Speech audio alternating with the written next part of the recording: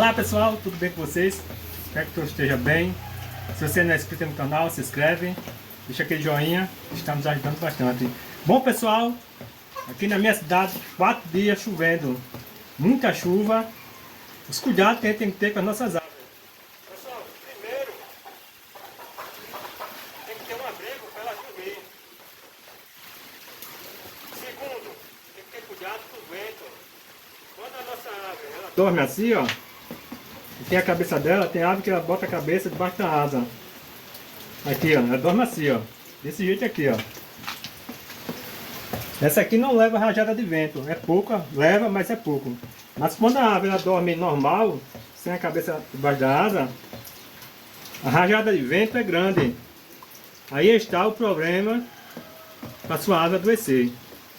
Chovendo muito, tem que ter um abrigo.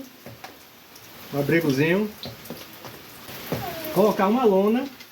Se tiver muito vento ou chuva de vento, você vê que tá toda enxutinha aqui, ó. Toda enxutinha. Terceiro, pessoal, tem que ter cuidado, porque eles ali, ó, estão ali na lama. Ali é lama. Choveu muito, mas só que tem ali um abrigo, ó. Estão tudo sequinha. Só estão melados os pés. Mas estão ali acima do puleiro.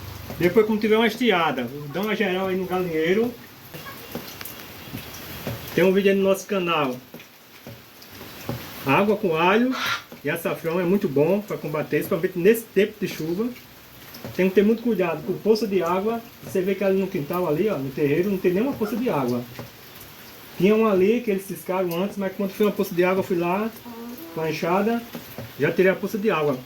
Por quê, pessoal? Porque se eu tomar essa água aí, com certeza sua árvore vai adoecer. E eu não quero uma árvore doente. Uma árvore doente ela não produz. Essa aí, pessoal.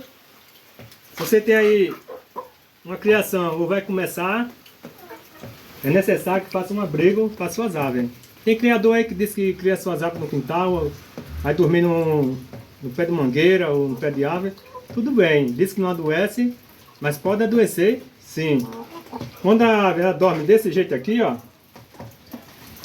Aqui, ó. Ela cobre a cabeça dela debaixo da asa.